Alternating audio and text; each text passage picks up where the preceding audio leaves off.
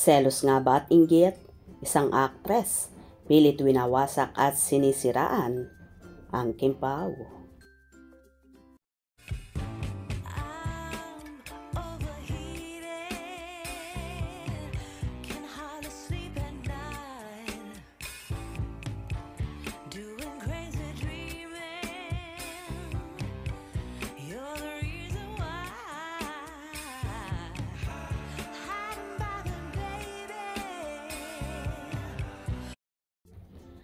May mga kumakalat na balita sa iba't ibang pahayagan na may isang actress daw na pilit winawasak at sinisiraan ang tambalan ni Kim Chiu at Paolo Avellino or mas kilala sa tawag na Kimpaw.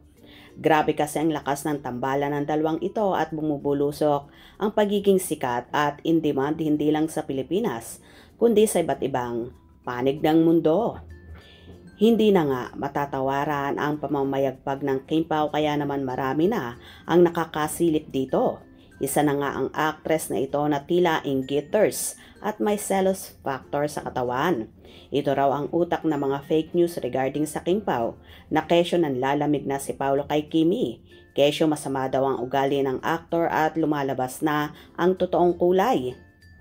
Pinaratangan pa nga ang binata na ginagamit lang daw nito si Chinita Princess para lalong sumikat at hindi mawala ng proyekto dahil alam daw ni Paolo na masyadong in demand ang tambalan nila ni Kim. Isang bomba ang biglang sumabog sa mundo ng showbiz at ang pinakamalaking biktima ayon sa mga aligasyon ay walang iba kundi ang sikat na aktor. Ang dating tahimik na usap-usapan ay naging mainit na issue na maglantad ng mga lihim at sabotahing naglalayong sirain ang isa sa pinakapaboritong tambalan, ang Kimpaw. At maging ang karera ng aktor na ito, ang katotohanan tulad ng isang baha ay tila unti-unti nang lumalabas, nag-iiwan ng malaking katanungan sa lahat. Sino ba ang artista at actress at ano ang tunay niyang motibo? Nagsimula ang lahat sa isang hindi inaasahang revelasyon ng aktor na kilala sa kanyang pagiging profesional at tahimik pagdating sa personal na buhay.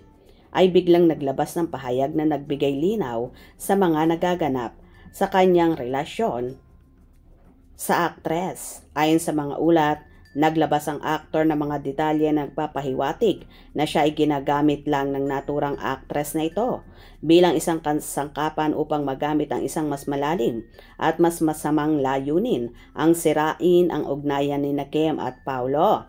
Ang Kimpaw ay hindi lamang isang love team, sila ay isang institusyon. Ang kanilang relasyon ay inspirasyon sa marami at ang idea na may isang taong actress na nagtatangkang wasakin ito ay nagdulot ng matinding galit mula sa mga tagahanga. Ang tanong ngayon, bakit gagawin ito ng dalaga? Selos ba? Pagkainggit sa kasikatan o bahagi ng isang mas malaking plano sa karera? Ano man ang dahilan, ang aksyon na ito ay naglalagay sa aktor sa sentro ng isang kontrobersiya na hindi niya kailanman hinangad. Ang nararamdaman ng aktor na ito hindi lamang sakit ng pag-ibig, kundi ang bigat ng pagkakatraidor mula sa taong pinagkakatiwalaan niya.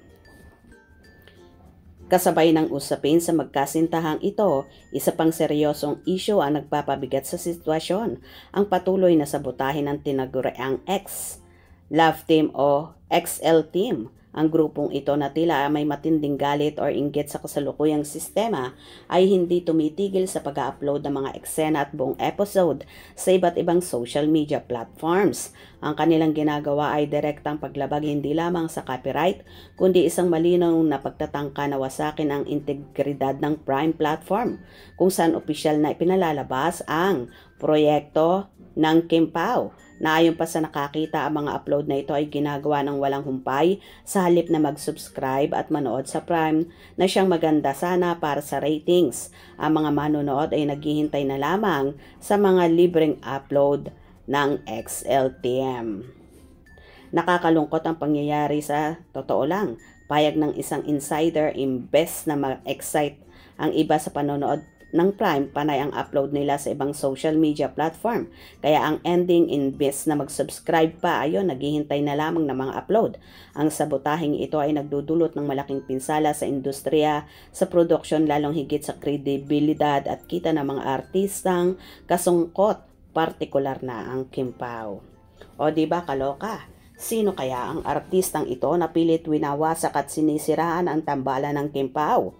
Anyway, kung sino ka man, hinding-hindi mo matitibag ang samahan ng Kim Pao, lalong higit ipagtatanggol sila ng buong Kim Pao fandom. Hope you enjoyed. Please subscribe for more info.